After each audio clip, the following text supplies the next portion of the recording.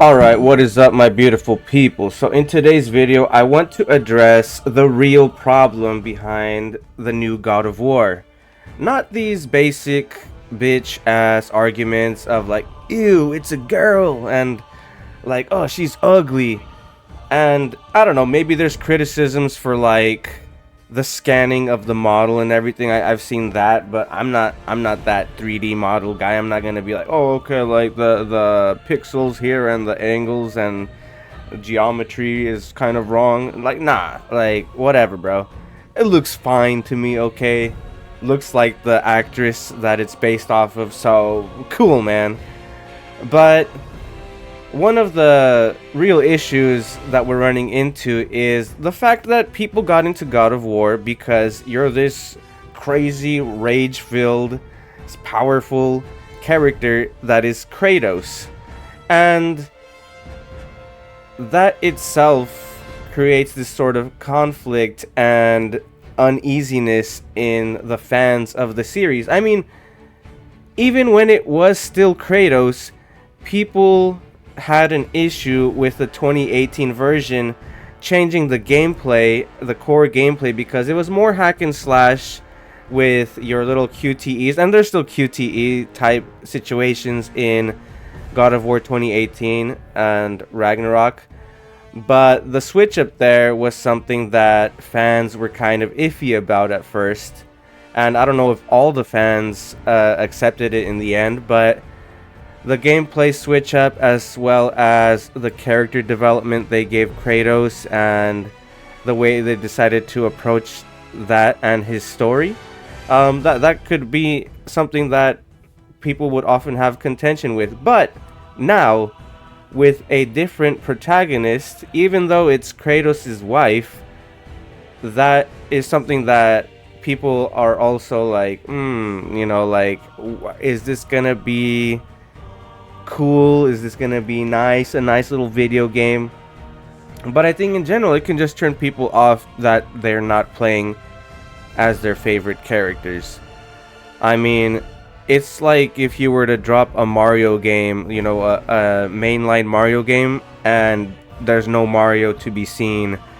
Or even a more modern example is in Ninja Gaiden 4. Alright, so Ninja Gaiden, you have your main man, Ryu Hayabusa. I almost forgot his name there, my fault. Ryu Hayabusa. And in Ninja Gaiden 4, you have this other guy, which I don't even remember his name. Like, I didn't mind playing as him, but there is that sort of feeling of like, yo, where's my main protagonist? Where's my main dog? And I understand, I understand that feeling. And I'm not through the game myself completely, but I do know you do play as Mr. Ryu Hayabusa. And he's awesome in aura farms and all that, standard.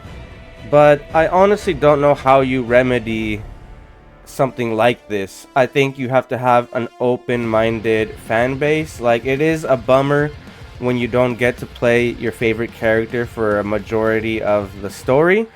I mean, I think Devil May Cry 4 also had this issue because I believe Nero is his name. I haven't played the game in a long time, so it's easy to forget some of these characters' names. My fault, bro.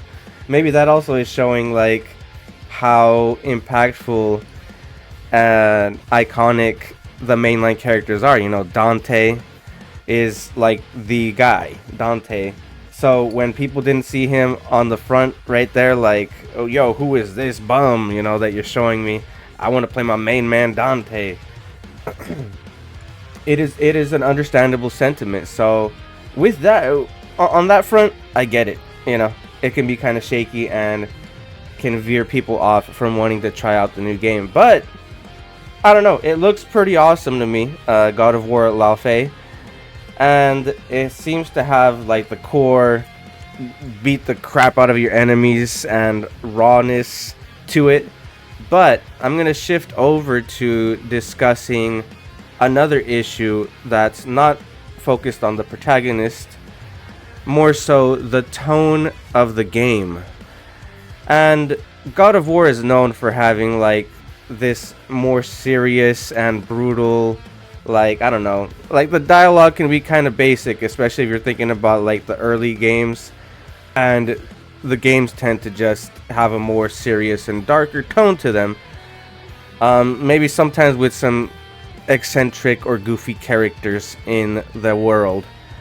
But a lot of people I've seen have an issue with this cube character that is, I guess, your companion in the new game.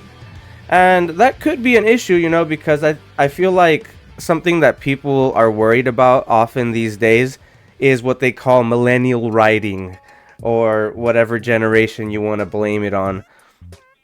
Because it's kind of like the Marvel movie issue where like you're trying to tell this like kind of serious story, and then like you drop the most corny ass jokes and like I don't know, like the goofiest lines that are just whatever, man. Like people without like actual comedy chops over here just writing. I mean, one major example that I have from a series that I love is from Metroid Prime.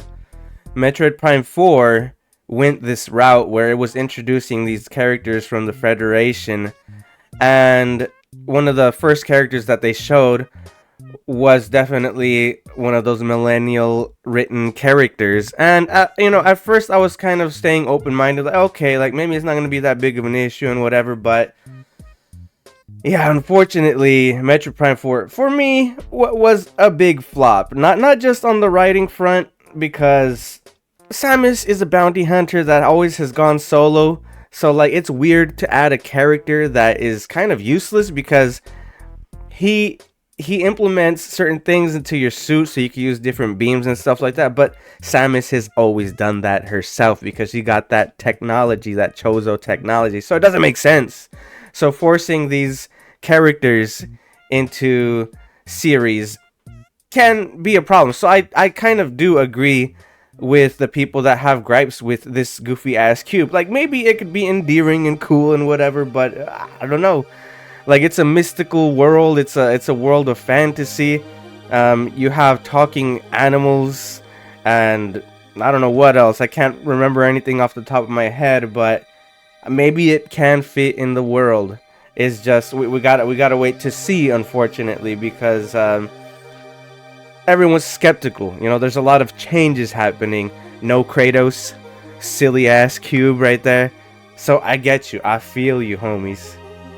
And so my final criticism that I want to focus on is the character herself, Faye, and her storyline. I mean, I don't know too much from the God of War 2018 because I'm actually currently going through that one. But from what I can tell and what I've seen online without running into any spoilers is that you don't really meet her. Like maybe there's instances where you get hints of like who she is to the people around you in that world and things that she's done. I mean, like she's like a badass and portrayed positively many times in the world. I mean, she was the wielder of the axe that you use in the game, so she's got them combat chops, and you could see it also in the latest reveal of the new game. But certain things about her character and her character arc, because the whole point of God of War 2018 is the fact that you are overcoming and getting over the loss of her, as Kratos and Atreus.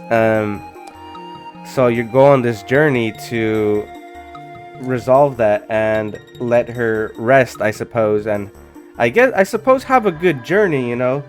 There's a lot of wording in the game that is like beyond, like return home or be on your way type thing. I don't know. There's often this kind of like afterlife journey in many cultures, and so I think that's one way that the game makes sense, because it's like the journey in the afterlife. And as well as there was this moment that I ran into in God of War 2018, which was Atreus finds this like little lantern and I think it's from the Giants or something. They use it to, I don't know, send wishes or something to the afterlife or something. Maybe I misunderstood the context, but he wrote a message like take care of his mom or whatever, and he let that thing float away. So who knows? Who knows if there's some kind of interactivity between what happens in these games and what's gonna happen in this new one. So that would be interesting. That's interesting parallels, and I'm pretty sure like the people that have beaten those games can already see and can already like kind of predict the types of things that are gonna take place. But as for me, I can't really talk too deeply on that because I'm still like in the middle of it, like I said. And there was this criticism that I believe what's his name, man, Moist Critical mentioned. I think something along the lines of like the game undermining or whatever the journey that they went on, because her arc was already technically finished because she died and they took her ashes and all that, and they getting over that grief and all that stuff. But again, the angle of like we don't even know this character that well, and I mean, we're gonna look at her from the perspective of, oh, she's dead and she's like having this whole other journey. Like, I don't know how much we're gonna get to know of her before that, like when she lived with Kratos and in that environment. So maybe there's opportunities for that, but I don't know. So there's a lot of criticisms, there's a lot of worries that people have, but I want to try and stay optimistic that this journey will build the character up more and the world of God of War. But we'll have to wait and see, because again, like I mentioned, not having your favorite characters and switching up the tone a little bit, having this silly cube and all that can definitely, take people for a spin. So we'll just have to wait and see when that drops, and as more information is revealed, hopefully it looks good, every step of the way. As for me, I think the combat looks fine. I don't think the cube is too much of a problem right now, but we'll see how much it intervenes and hopefully doesn't break the mood of serious moments too much, because that can make things like fall flat and just like, I don't know, it just breaks the immersion of it all. So yeah, let me know what you think in the comments. Maybe I wasn't so concise. I'm very new to this, voicing my opinions, whatever. But yeah, I would love to hear from everybody, and yeah, just hit me up. I'll catch you in the next one, baby. Peace.